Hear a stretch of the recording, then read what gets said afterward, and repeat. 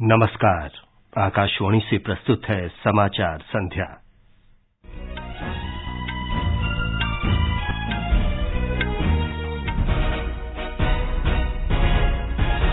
प्रधानमंत्री नरेंद्र मोदी ने कहा, देश में कुशल शिल्पकारों की जरूरत के अनुसार कौशल बुनियादी ढांचा प्रणाली को फिर से तैयार करने की आवश्यकता।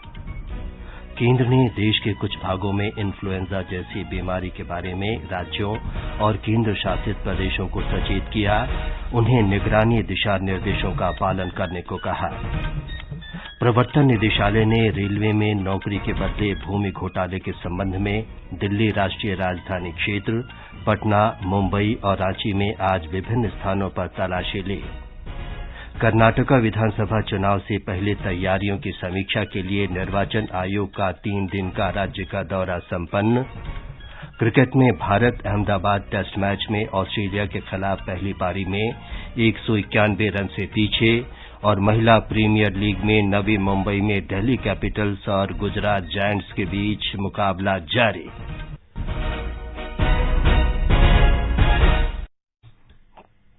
समाचार संध्या के साथ मैं विमलेंदु पांडे।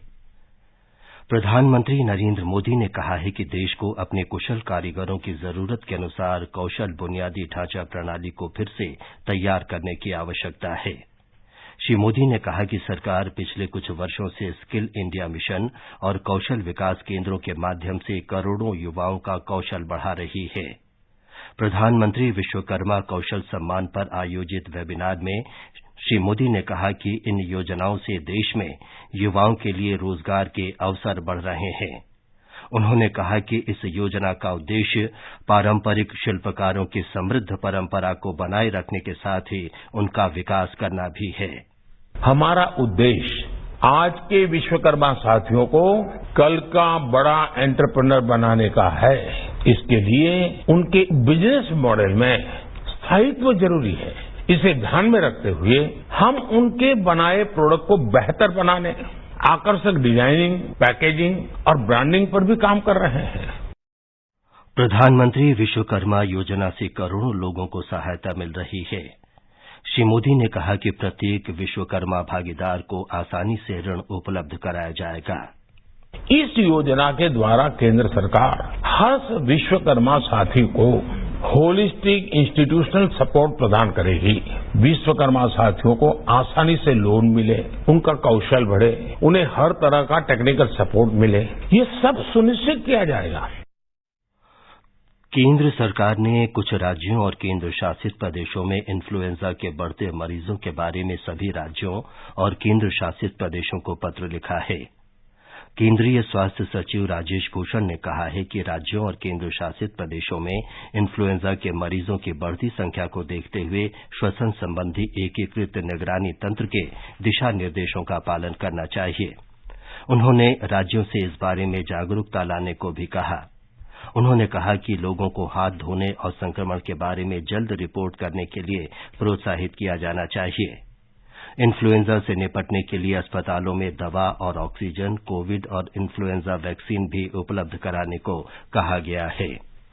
नीति आयोग ने राज्यों में इन्फ्लुएंजा की स्थिति की समीक्षा के लिए आज नई दिल्ली में अंतर मंत्रालय बैठक की। बैठक के दौरान इन्फ्लुएंजा के बढ़ते मामलों के प्रबंधन के लिए जन स्वास्थ्य उपायों, प्रबंधन दिशा निर्देशों और प्रोटोकॉल के संदर्भ में राज्यों के सहयोग पर चर्चा की गई। इस बीच असम सरकार ने पश्चिमी सीमा से राज्य में पोल्ट्री उत्पादों के प्रवेश पर रोक लगा दी है। बिहार और झारखंड में एवियन इन्फ्लुएंजा के फैलने के मद्देनजर आंशिक आधार पर यह निर्णय किया गया है। इससे असम सहित पूर्वोत्तर राज्यों में इस बीमारी को फैलने से रोका जा सकेगा। पशु चिकित्सा विभाग ने संबंधित अधिकारियों को सचेत रहने की सलाह दी है। ये समाचार हमारी वेबसाइट newsonair.com/hindi और हमारे mobile app news on AIR पर भी उपलब्ध हैं। जरा गौर से सुनिए, अपने एडवांस टैक्स की आखिरी किस्त 15 मार्च 2023 या उससे पहले अवश्य जमा करें। समय पर अपने अग्रिम कर का भुगतान करके आप न केवल वर्ष के अंत में एक बड़े कर भुगतान का बोझ कम करते हैं, बल्कि देर से भुगतान के लिए ब्याज और दंड से भी बचते हैं। आपके द्वारा जमा किए गए कर की राशि देश के बुनियादी ढांचे को मजबूत बनाने, शिक्षा, सामाजिक योजनाएं व देश की सुरक्षा और स्पेस कार्यक्रम जैसे महत्वपूर्ण कार्यों को अंजाम देने में काम आती है। तो फिर देर न करें, आज ही अपना एडवांस टैक्स जमा कराएं। प्रत्येक आयकरदाता एक राष्ट्र निर्माता। समाचार संध्या में आपका फिर स्वागत है। प्रवर्तन निदेशालय ने रेल विभाग में नौकरी के लिए भूमि घोटाला मामले में दिल्ली राष्ट्रीय राजधानी क्षेत्र, पटना, मुंबई और रांची में आज 24 स्थानों पर तलाशी अभियान चलाया। तलाशी अभियान के दौरान 1 करोड़ रुपए की नकद राशि, विदेशी मुद्रा और सोने के आभूषण बरामद किए गए। निदेशालय ने बताया कि इस दौरान विभिन्न भू संपत्तियों के कागजात, परिजनों के नाम पर और बेनामी भूमि खरीदने बेचने के सौदे और इलेक्ट्रॉनिक उपकरण समेत कई आपत्तिजनक दस्तावेज भी मिले। ये तलाशी अभियान लगभग 600 करोड़ रुपए के आपराधिक मामले में चलाया गया। जांच से ये पता चला है कि तत्कालीन रेल मंत्री लालू प्रसाद यादव ने रेलवे में नौकरी देने के बदले पटना और अन्य स्थानों पर परिजनों के नाम पर अवैध रूप से भूमि ली थी। इस भू संपदा का बाजार मूल्य 2000 करोड़ रुपए से अधिक है। प्रवर्तन निदेशालय ने राष्ट्रवादी कांग्रेस पार्टी के नेता हसन मुशर्रफ के कोल्हापुर स्थित आवास पर भी आज छापा मारा। ये कार्रवाई पिछले 1.5 माह में दूसरी बार हुई है। सर सेनापति संताजी घोरपड़े फैक्ट्री से 40 करोड़ रुपए की कथित हेराफेरी के मामले में उनसे पूछताछ की जा रही है।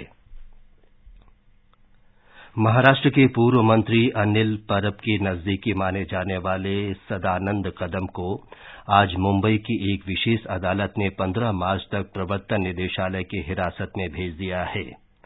ये महाराष्ट्र के रत्नागिरी में एक रिजॉर्ट से संबंधित धन शोधन का मामला है। मुंबई के केबल ऑपरेटर कदम को कल रात हिरासत में लिया गया था और आज उन्हें विशेष अवकाश न्यायालय के समक्ष पेश किया गया। इस वर्ष जनवरी में प्रवर्तन निदेशालय ने रत्नागिरी में दापोली स्थित 10 करोड़ रुपए से अधिक लागत के साई रिजॉर्ट को जब्त कर लिया था। ये मामला साई रिजॉर्ट के निर्माण में तटवर्ती क्षेत्रों के नियमों के प्रावधानों के कथित उल्लंघन से संबंधित है। भारत राष्ट्र समिति बीआरएस की विधान परिषद सदस्या के कविता दिल्ली आबकारी नीति मामले के सिलसिले में आज प्रवर्तन निदेशालय के समक्ष पेश हुई। वे आज सुबह राजधानी दिल्ली के प्रवर्तन निदेशालय कार्यालय पहुंची। प्रवर्तन निदेशालय ने के कविता को दिल्ली आबकारी घोटाले में उनकी कथित भूमिका को लेकर समन जारी किया था। मुख्य निर्वाचन आयुक्त राजीव कुमार, निर्वाचन आयुक्त अनूप चंद्र पांडेय और अरुण गोयल तथा उपायुक्तों ने कर्नाटका की 3 दिन की यात्रा के दौरान राज्य विधानसभा चुनावों की तैयारियों की समीक्षा की। श्री राजीव कुमार ने आज आयोग के अन्य सदस्यों के साथ संवाददाताओं से बातचीत की। उन्होंने कहा कि कर्नाटका के आगामी विधानसभा चुनाव में नए मतदाताओं के पंजीकरण पर ध्यान केंद्रित किया जाएगा। यात्रा के दौरान पूर्ण आयोग ने चुनाव अधिकारियों और वरिष्ठ पुलिस अधिकारियों के साथ बैठकें की। आयोग ने राजनीतिक दलों के प्रतिनिधियों से भी बातचीत की और निष्पक्ष तथा स्वतंत्र चुनाव कराने के लिए उनका सहयोग मांगा। आयोग ने चुनाव पूर्व प्रबंधन पर 34 जिला अधिकारियों के साथ भी बैठक की। ये समाचार आकाशवाणी से प्रसारित किए जा रहे हैं। ताज़ा समाचार जानने के लिए आप हमारे Twitter handle @AIR News Hindi को फॉलो कर सकते हैं। ये आकाशवाणी है। प्रधानमंत्री नरेंद्र मोदी कल कर्नाटका के मांड्या और हुबली धारवाड़ जाएंगे।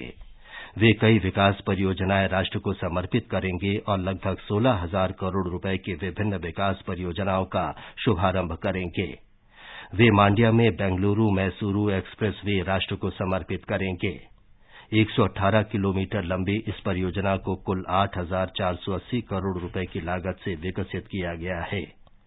वे मैसूरू खुशाल नगर के 4 लेन के राजमार्ग की आधारशिला भी रखेंगे। प्रधानमंत्री हुबली धारवाड़ की यात्रा के दौरान भारतीय प्रौद्योगिकी संस्थान धारवाड़ राष्ट्र को समर्पित करेंगे। इसे 850 करोड़ रुपए से अधिक की लागत से विकसित किया गया है। प्रधानमंत्री श्री सिद्धारूढ़ स्वामी जी हुबली स्टेशन पर दुनिया के सबसे लंबे रेलवे प्लेटफॉर्म को भी राष्ट्र को समर्पित करेंगे। इसे हाल ही में Guinness book of world records में दर्ज किया गया है। प्रधानमंत्री के प्रधान सचिव पीके मिश्र ने प्रभावी आपदा प्रबंधन प्रणाली बनाने की आवश्यकता पर बल दिया है। श्री मिश्र नई दिल्ली में आज राष्ट्रीय आपदा न्यूनीकरण मंच के तीसरे सत्र के समापन कार्यक्रम को संबोधित कर रहे थे। उन्होंने प्रधानमंत्री के 10 सूत्रीय कार्यक्रम का उल्लेख किया, जिसमें स्थानीय क्षमता निर्माण और योजनाओं तथा विशेषकर महिला नेतृत्व पर जोर दिया गया। If we have to be future ready to deal with surprises and uncertainties, building local capacity has to be a cornerstone of our efforts. Our Prime Minister's 10-point agenda also emphasizes the need for building local capacities and initiatives. केंद्रीय विज्ञान और प्रौद्योगिकी राज्य मंत्री doctor Jitendra Singh ने कहा है कि पूर्व सरकारों ने चुनाव क्षेत्र के विकास को नजरअंदाज किया है, लेकिन अब प्रधानमंत्री नरेंद्र मोदी के नेतृत्व में भाजपा सरकार ने इस क्षेत्र के विकास पर काफी ध्यान दिया है। डॉक्टर जितेंद्र सिंह ने अपने चुनाव क्षेत्र को जानो कार्यक्रम के अंतर्गत एक दिन की यात्रा पर डोडा में हैं।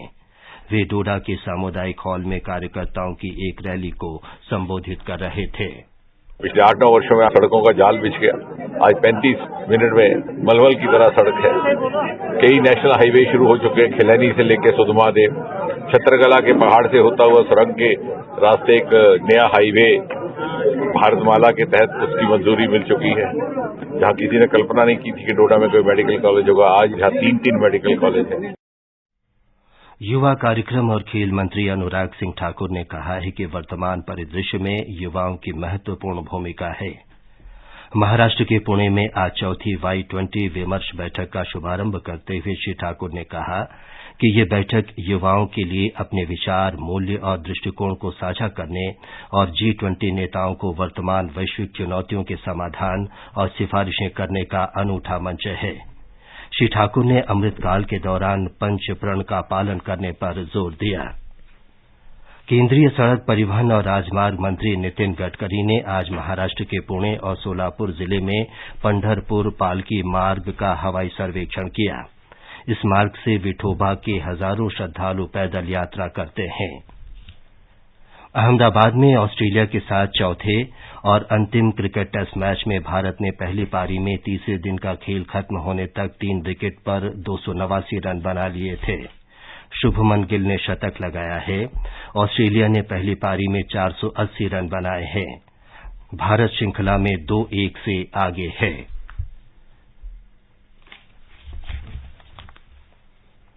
महिला प्रीमियर लीग में नवी मुंबई में दिल्ली कैपिटल्स और गुजरात जायंट्स के बीच मैच जारी है। अंत में मुख्य समाचार एक बार फिर। प्रधानमंत्री नरेंद्र मोदी ने कहा, देश में कुशल शिल्पकारों की जरूरत के अनुसार कौशल बुनियादी ढांचा प्रणाली को फिर से तैयार करने की आवश्यकता है। केंद्र ने देश के कुछ भागों में इन्फ्लुएंजा जैसी बीमारी के बारे में राज्यों और केंद्र शासित प्रदेशों को सचेत किया। उन्हें निगरानी दिशा निर्देशों का पालन करने को कहा। प्रवर्तन निदेशालय ने रेलवे में नौकरी के बदले भूमि घोटाले के संबंध में दिल्ली राष्ट्रीय राजधानी क्षेत्र, पटना, मुंबई और रांची में आज विभिन्न स्थानों की तलाशी ली। कर्नाटका विधानसभा चुनाव से पहले तैयारियों की समीक्षा के लिए निर्वाचन आयोग का 3 दिन का राज्य का दौरा संपन्न। और क्रिकेट में भारत अहमदाबाद टेस्ट मैच में ऑस्ट्रेलिया के खिलाफ पहली पारी में 191 रन से पीछे। इसके साथ ही समाचार संध्या का ये अंक समाप्त हुआ। नमस्कार।